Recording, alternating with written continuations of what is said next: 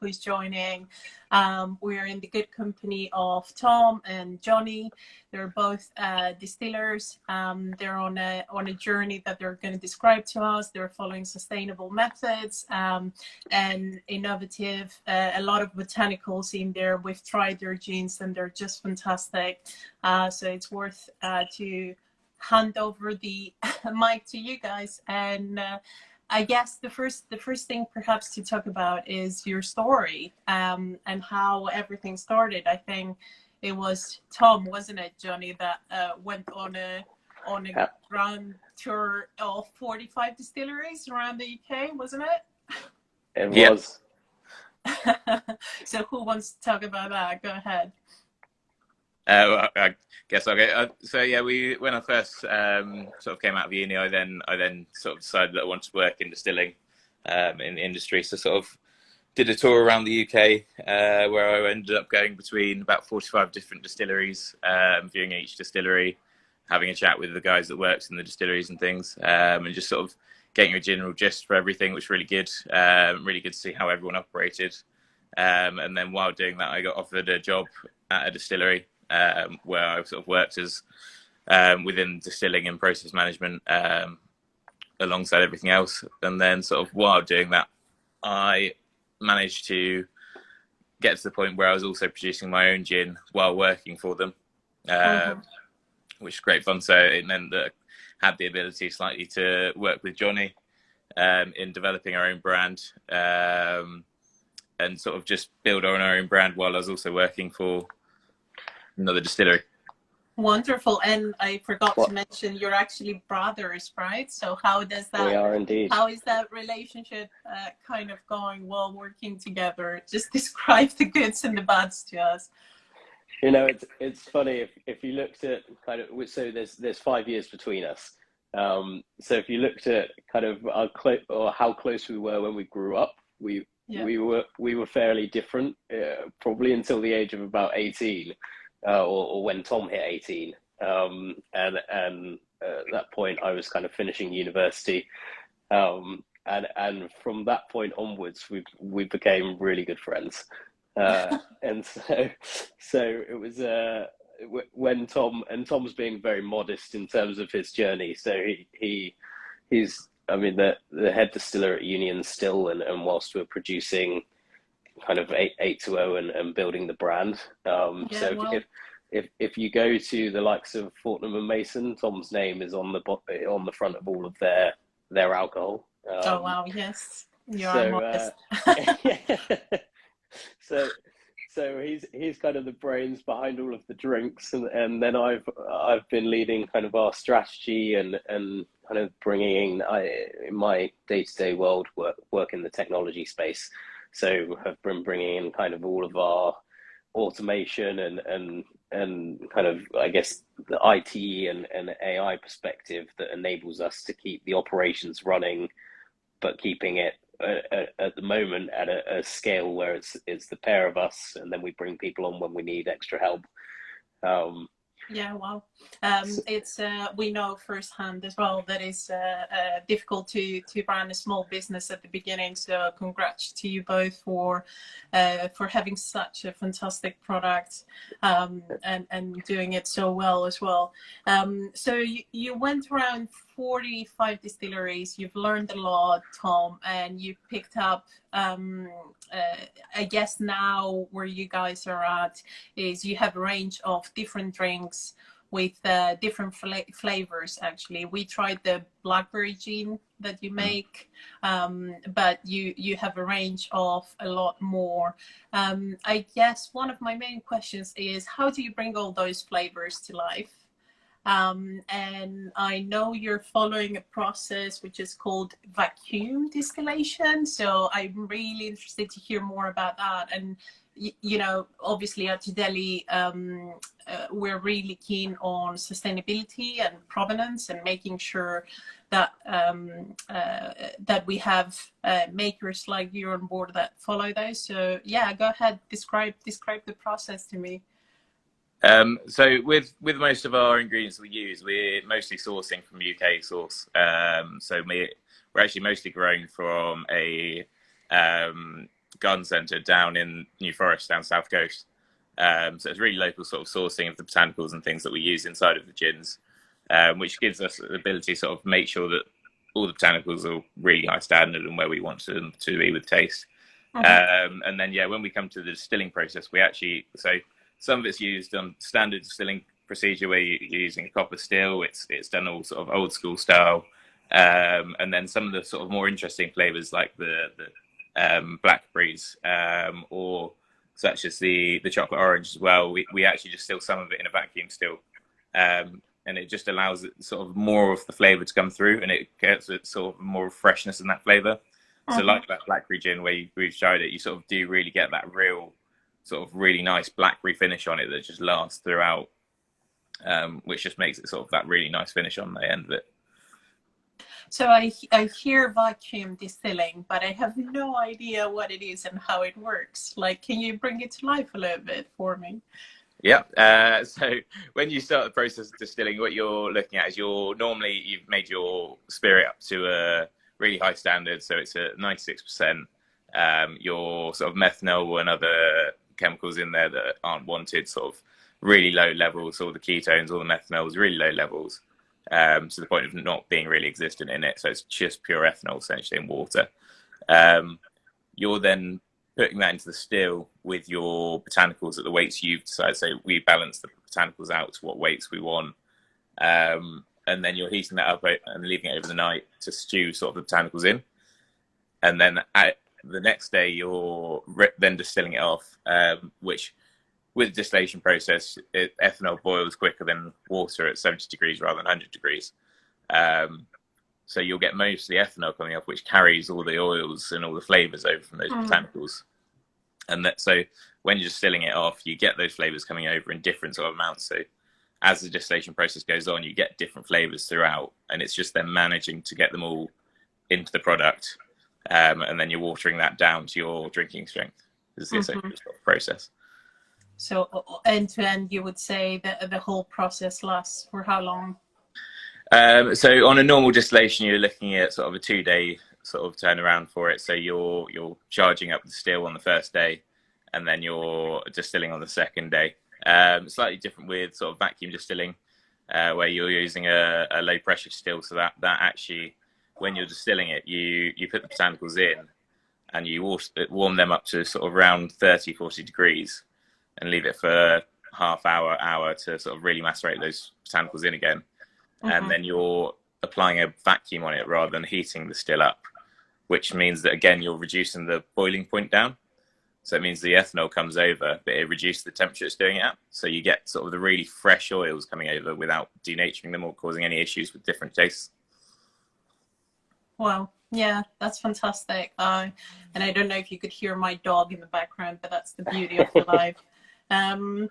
And I guess when it comes, there is a lot of discussion around reducing carbon in distilleries and reducing the energy usage as well. What's your point of view on those two subjects? And I guess where are you on that journey as well? Yeah, no, obviously, completely, as much as we can, we reduce our usage on energy usage and our carbon footprint as much as possible. So the likes of using locally sourced botanicals obviously means that the transport costs and transport and energy used for transport is much lower than anywhere particular. And then obviously with the vacuum still as well, we're not using heat to heat that, so that you're saving a lot of energy in that side of it as well. So the whole process of it is quite a green side of process. And then when it comes to our bottles as well, we're using natural corks rather than plastic. And then also our shrinks are actually made from cellulose and biodegradable. So there's no plastic involved with our production as well, which is really good. Yeah, that's always a plus nowadays, isn't it? Especially when you hear what happens to our bodies with everything we consume every day. I think one other thing I want to highlight is that, and Johnny, that might be going more towards you, is that you guys have won numerous awards in different kind of instances. So I guess, which one are you most proud of, and why? And in general, if you can describe the feedback you're getting from the people who try your gins, what would you say? So I think we have to go back to our first award. So the Blackberry Gin in the 2021 International Spirits Awards came out with I guess our first ever award, and it was the drink that we brought out alongside the London Dry originally. So that was a pretty big moment for us, and it was in a similar time frame where GQ asked if we'd feature in their Summer Spirits series. So the combination of that award plus that feature from GQ gave us a platform that was slightly unexpected, but an incredible presence and growth across the New Forest and wider afield. So I think from where are we proudest, the Blackberry Gin has probably got our hearts from kind of how it kick-started our journey. And actually that drink was one of the first drinks that Tom, when we really sat down and started talking about 820, we were on a ski trip, and we were in a shared chalet and with about 10 people, and Tom brought a bunch of drinks out for dinner, and there was a resounding love for the Blackberry Gin, and so that really was the start of us sitting down and saying, hey, we should really start doing this ourselves. Plus one for that. I mean, I've tried it and I can vouch for that, and I'm a gin lover. I'm not the best connoisseur out there, but I definitely appreciate a good gin when I find it, and I haven't tried them all, but the Blackberry one is definitely one to keep an eye on. Well, it sounds lovely. The Saleh story is fantastic as well, and I'm sure you guys do that again and again. I guess obviously you're available on Todelli as well, and everything is there. Yes. And I wanted to show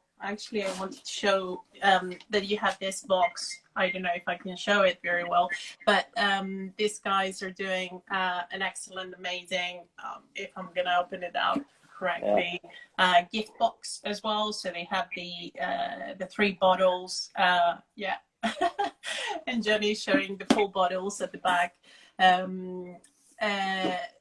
which is very great, just to get a flavor of everything in one go.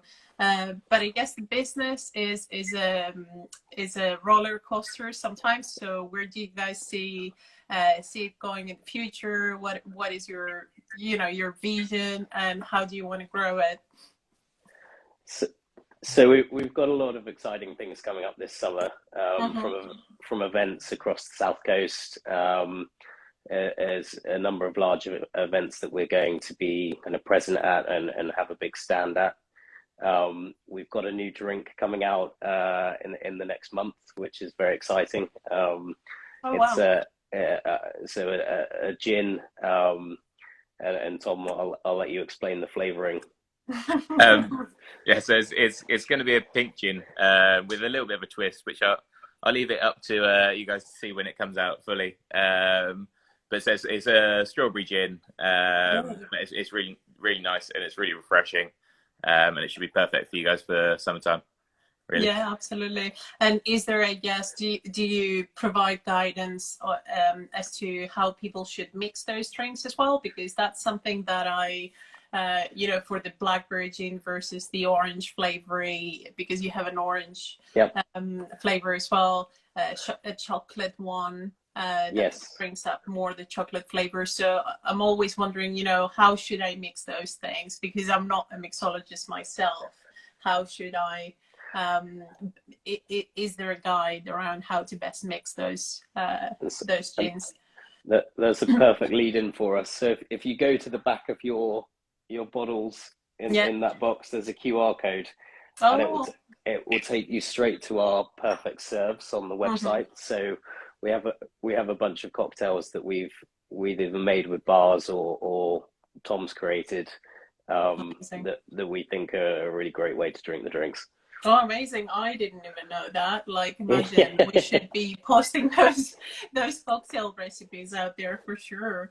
So strawberry gin sounds most exciting. Summer sounds like an exciting time for you guys. How many bottles do you have at the moment? You have like so we have 5 gins and a rum at the moment. Oh yes, the rum as well.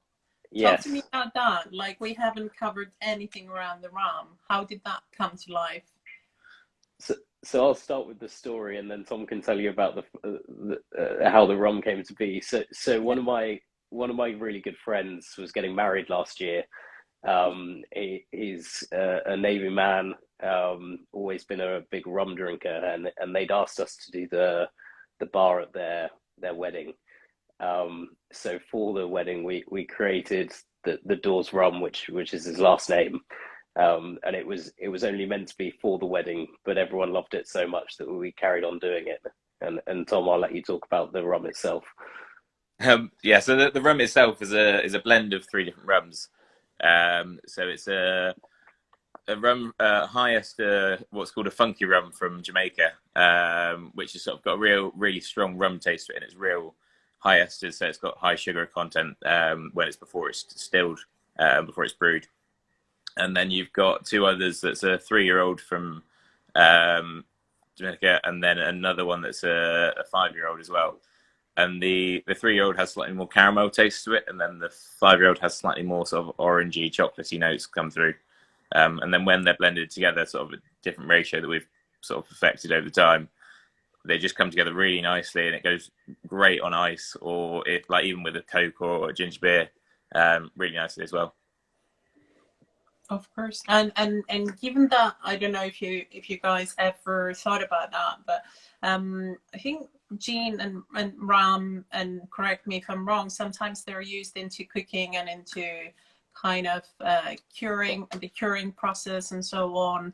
Is that something that anyone has tried with the gins, or should we give it a go and let you know how it is? We've actually produced some gin for some bakeries, and they're using it within various cakes that they make.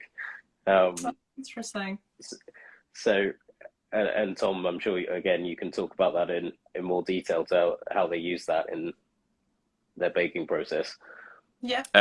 Yeah. So we've done sort of a very high juniper gin for them, which they've been using in their what was it, a gin cake essentially.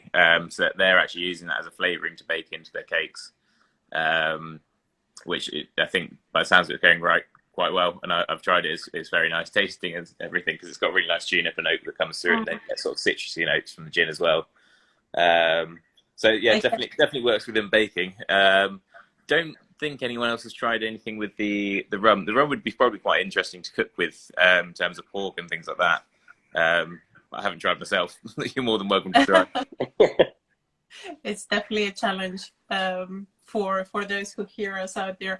But I guess what was interesting to hear for the bakery, what was it interesting that they requested? Did they request a slightly different flavor, a slightly different kind of variation in alcohol levels? What was the difference from the main spirits you guys have, or did they use an existing one?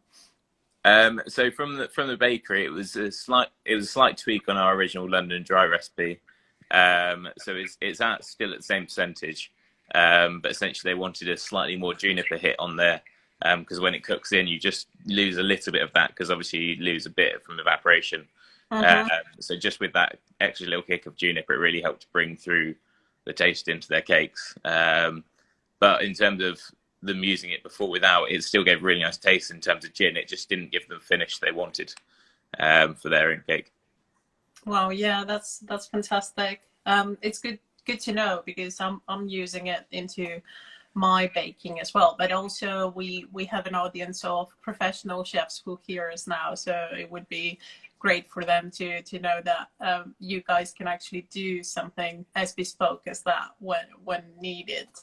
I guess what are you up to after the summer? Are there any other plans that we didn't talk about? So we've got some exciting, I guess, announcements and plans coming up for next year. We're a couple of months off kind of making big announcements. But there's a lot of exciting things coming down in the New Forest, and we hope in the future we'll call that kind of home, and so it's very exciting. Stay tuned. Keep an eye. We'll let you guys know first. Thank you. I mean, I'm it sounds intriguing, and I'm most interested to find out first, to be honest. But it was most wonderful to have you guys. I think you know, your story, everything you've done, the fact that you're brothers and you're so close together, and you still, you know, you put your passion and your craftsmanship, and you have created a truly unique and amazing product. For all of you who are watching, go on Todelli and search for A2O spirits, and you can find like a variety of uniquely flavored, I guarantee to you, jeans, and an amazing rum as well. They have a gift shed too, which is fantastic for Father's Day as well. And most wonderfully is amazing to meet you both, and to see the faces, to see the story, listen to the story behind the product. And yeah, please keep us up to date. I'm looking forward to that strawberry gin, and I'm looking forward to any big announcements, and we will be in touch. All right. Thank you very much for having us, Sarah. Likewise. Speak soon, guys. Thank you very much. Bye. Bye.